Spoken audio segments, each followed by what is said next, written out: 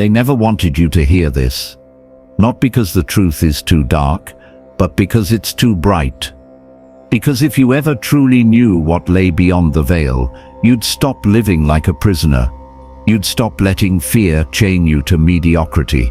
You'd stop building your life around the illusion of control, the lie of permanence, the myth of safety. You would awaken, and a man awakened is the most dangerous thing in the world. Carl Jung once said, "People will do anything, no matter how absurd, to avoid facing their own soul. But what if I told you that the soul cannot be avoided? What if I told you that everything you're clinging to, your job title, your possessions, even your name, will be stripped away, and only one thing will remain: who you really are? Not the mask, not the role, not the story you've rehearsed for the world. The raw, unfiltered truth of your being. That is what awaits you after death. Not punishment, not reward, but exposure, revelation. The great unveiling. And if that terrifies you, because the man who has not made peace with himself in life will be forced to confront himself in death. No more running, no more distractions, no more scrolling to numb the ache. In the depths of the psyche, Jung called it the shadow, the part of you you've buried, silenced, disowned, the rage you pretend you don't feel, the pain you drink away, the jealousy you laugh off, the insecurities you cover with status and selfies. That shadow doesn't disappear when your body does. No, it waits for you on the other side.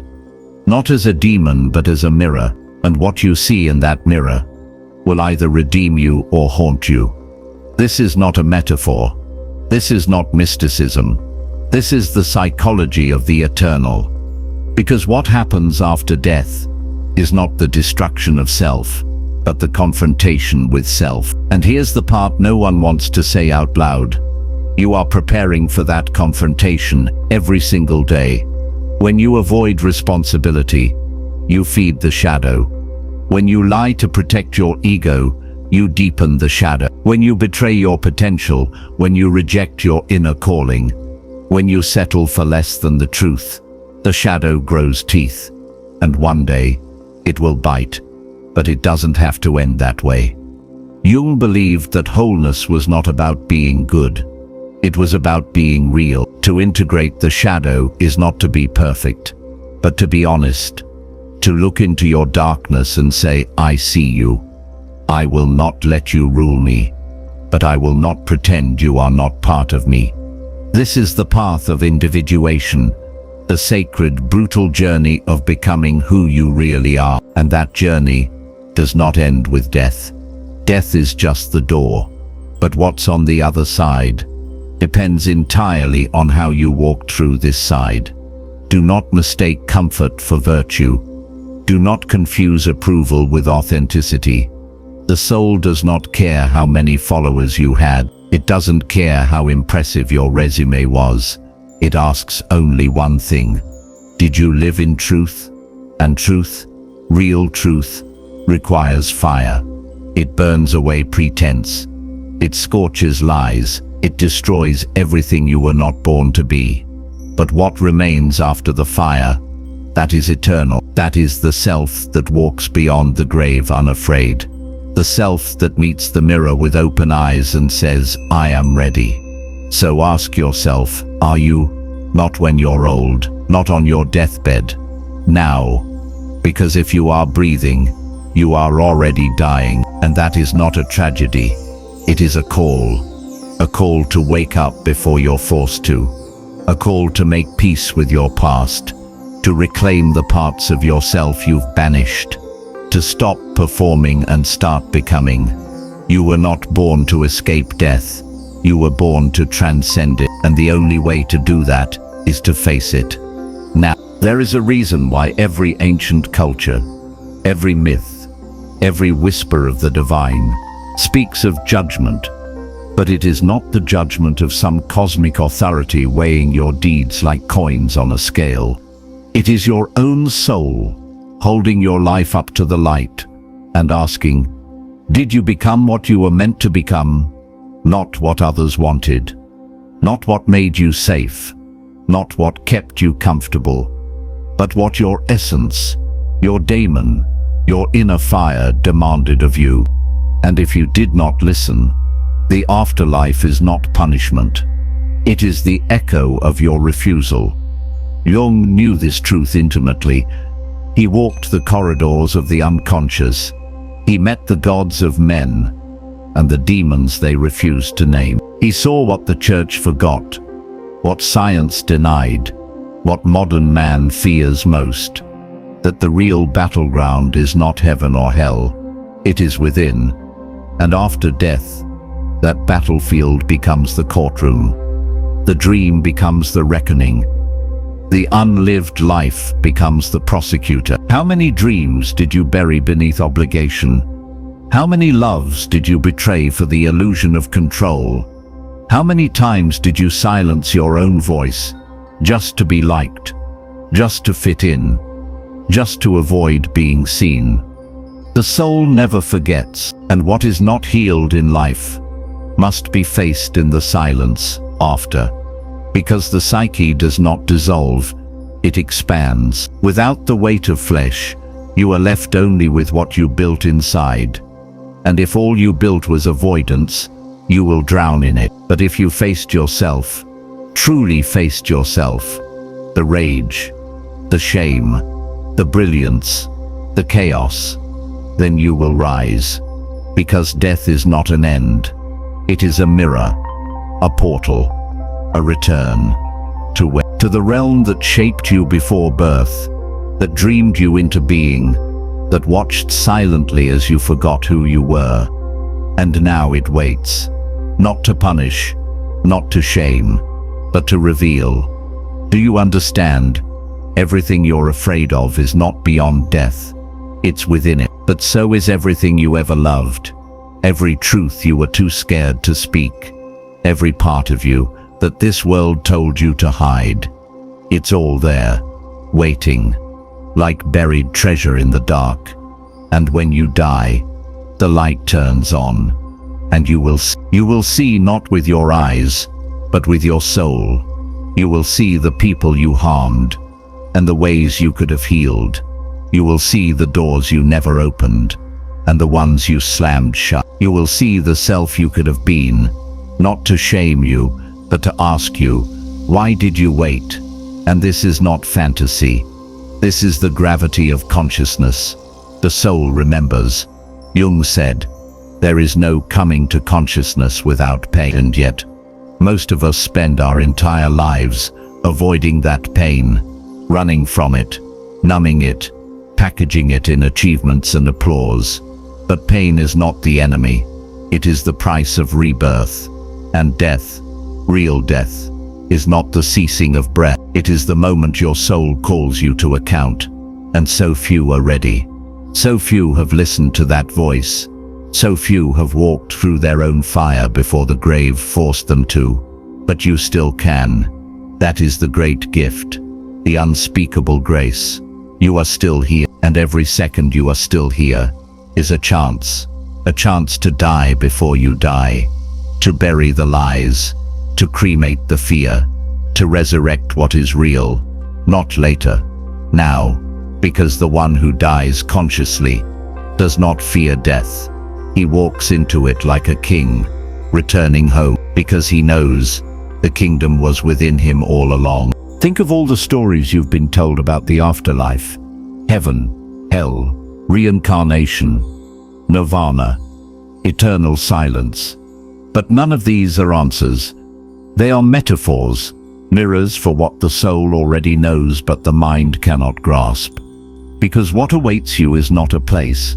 It is a state of pure being, unfiltered, undistracted, undeniable.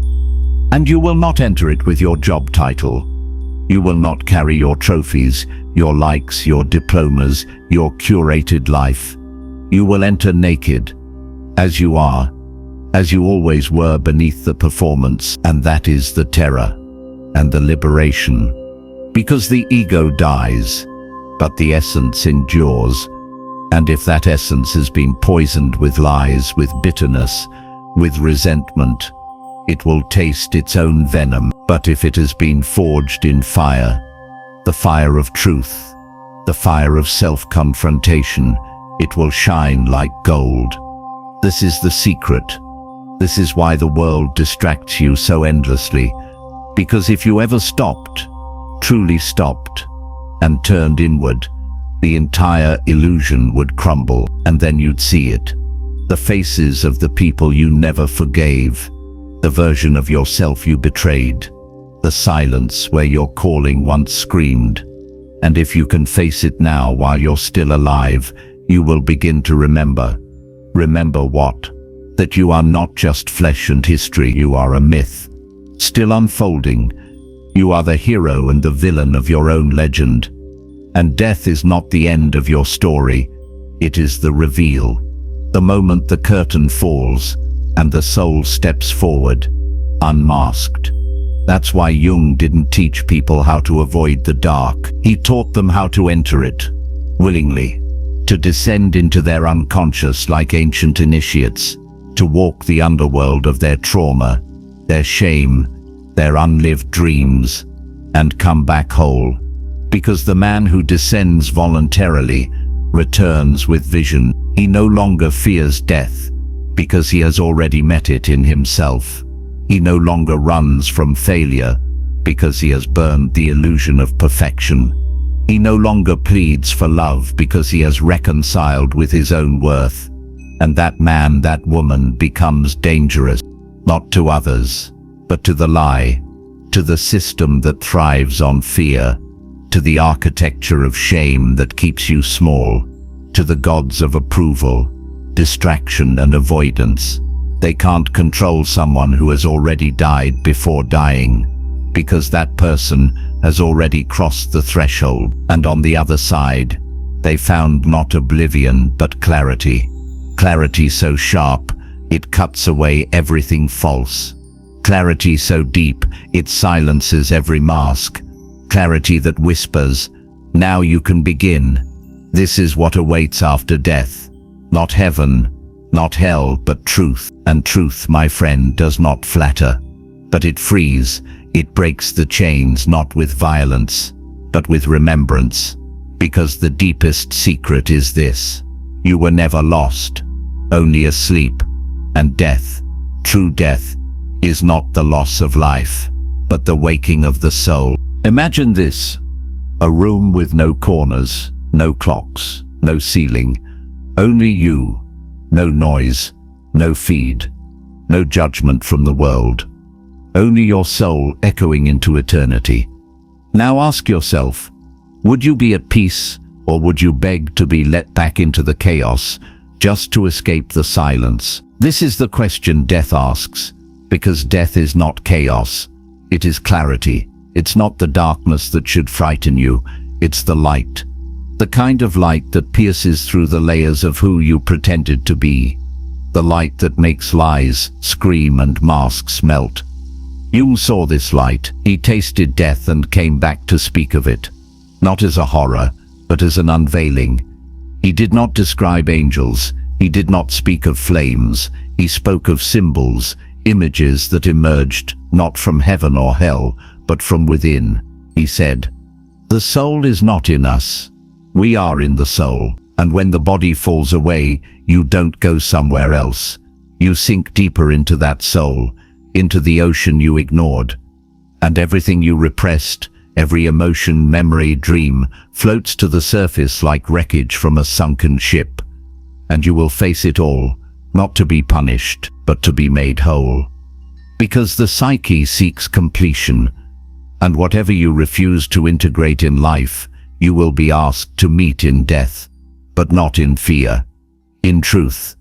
The truth that you were always more than what you became, the truth that you were meant to create, not copy, to speak, not perform, to love, not please, and that every time you betrayed that truth, a piece of you died long before your heart stopped beating. That is the slow death most people live through, and that is what you must reverse, not in some afterlife, But now, here, because every breath you take is another chance to return, to reclaim your voice, to retrieve your fire, to begin again. You think you need more time, but what you need is more truth. Time won't save you from yourself. Only courage will. The courage to step away from the crowd, the courage to question everything you were told to be, the courage to stand in front of your own reflection, not the one filtered through the eyes of others, and say, "This is me, and I will not die having never met myself." This is what awaits after death. Not the approval of gods, not the condemnation of devils, but the final reckoning with your own reflection. And if that terrifies you, then good, because fear is the guardian of truth, and where your fear lives is exactly where your soul buried your greatness. Now dig, before death digs it for you. They told you that the greatest tragedy is dying young. But Jung would say no. The greatest tragedy is living your whole life asleep and dying without ever having been born. Because there are millions walking this earth who have never truly awakened. Not to life, not to love, not to the depth that pulses beneath the surface of every moment. And when they die, what meets them is not a stranger. It is the life they could have lived. It stands there like an old friend they ignored, radiant, wild, magnificent, and silent. Because now it's too late to answer. You see, the soul does not measure time in years, but in awakenings. And if you never faced the questions, never wrestled with the silence, never followed the thread of your own longing, then your death is not a release. It is an unfinished sentence, an untold story. A song never sung, but it didn't have to be that way, because all along your life was offering you invitations. In every heartbreak, in every failure, in every sleepless night, there was a door back to yourself, a door back to truth. And you walked past it, again and again. Why? Because truth is not polite. It doesn't wait for your schedule to clear. It breaks you open. And it asks for everything. It asks you to burn the masks, to speak the words you swore you'd bury, to feel the grief you've numbed since childhood, to confront the hunger that still howls beneath your skin. That's why so many run. That's why most people never really live. Because living, really living, means dying to the lie, and the lie is comfortable. The lie tells you that success will save you, that if you're busy enough, productive enough, desirable enough, the emptiness will vanish. But Jung said it clearly. Your vision will become clear only when you look into your heart. Who looks outside, dreams. Who looks inside, awakes. And that awakening is what death forces upon you. Not later, not metaphorically, but vividly, irrefutably. You will look into that mirror, not the one on your wall, but the one made of memory, shadow, soul, and it will ask you only one question. Did you become what you were called to become? Not what the world applauded, not what made you rich or respectable, but what your soul whispered in the quiet when no one else could hear. If you ignored it, death will remind you. But if you followed it, if you had the courage to walk into the forest of your fears, to wrestle the dragons of your doubt, to build something sacred from the rubble of your pain, then you will not fear death. You will walk into it with your chest lifted, your eyes open, and your soul singing, because you will know you have already died 1,000 small deaths, and each one brought you closer to life. What is death if not the final threshold between the known and the unknowable? It is the moment where every illusion shatters. No more pretending, no more performing, no more hiding behind roles, status, identity. All of it is stripped bare in an instant. And there, in that silence, you will encounter the one presence you avoided your entire life. Yourself. Not the version dressed for society. Not the edited, polished, celebrated version. The real you. The wild you. The wounded you. The eternal you. And Jung knew, oh, he knew, that if you do not meet that self while you are still alive, it will confront you in death.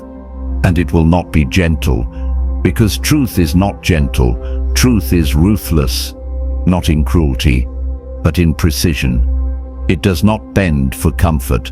It does not adjust to fit ego. It slices. And what it cuts away are the lies you've called me your whole life. You think you know who you are. Strip away the money, the validation, the titles, the followers, the beauty, the cleverness. What remains? Most people cannot answer that. And that's why they fear death. Because deep down, they know they've spent their whole life building a version of themselves that cannot survive the fire. And the fire is coming. But not to destroy you, to reveal you. Jung's journey through the Red Book wasn't fantasy, it was descent. A conscious, deliberate collapse into the subconscious, into the very depths of his being. He didn't ascend into heaven, he fell through himself. He met phantoms, he met archetypes, he met gods and serpents and saints, all within. Because the kingdom of heaven is not above, it is inside, and so is the underworld. And when you die, you don't float away from it, you fall into it. You enter the terrain of your own soul. Every part you rejected becomes terrain you must now walk. Did you banish your grief? It becomes a mountain. Did you deny your rage? It becomes a river. Did you silence your truth? It becomes a forest with no path. This is not punishment, this is completion. The soul must walk every part of itself to be whole. And what you refuse in life, you will be guided through in death. But not with shame, with clarity, because now there's no ego to protect you, no external world to distract you, no more running, only the journey. The sacred return through everything you once feared and everything you once were. This is what awaits, not gates, not judgment, but the map of your own soul, and you, and only you, must walk it. And as you walk that map, your map, you begin to see it wasn't random, that every heartbreak was a teacher, every failure was a signpost. Every person who left you, every moment you fell apart, every sleepless night wasn't meaningless. It was the soul speaking in symbols, Jung's language of the unconscious. It was life preparing you for death by offering you glimpses of it. Because death in its essence is not destruction. It is initiation, and the ones who have suffered deeply, who have been stripped bare, who have dared to feel when others numbed, they are not broken. They are being readied to die before they die. Ready to carry their soul beyond this world, like a flame that does not flicker in the wind. Look again at your wounds, not as scars, as doors. Wounds are where light enters not just to heal, but to reveal. Jung didn't shy away from wounds, he followed them into the abyss, and there he found the self. Not the ego, not the persona. The self, the divine core, the totality that holds both the shadow and the light in one eternal embrace. That self does not die, because it was never born. And the moment you taste it, even for a second, death becomes something else entirely.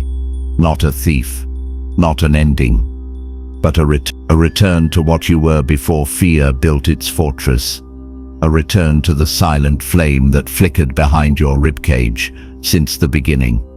A return to the knowing you carried as a child before they told you who to be. And you will realize you were never becoming something, you were always uncovering something.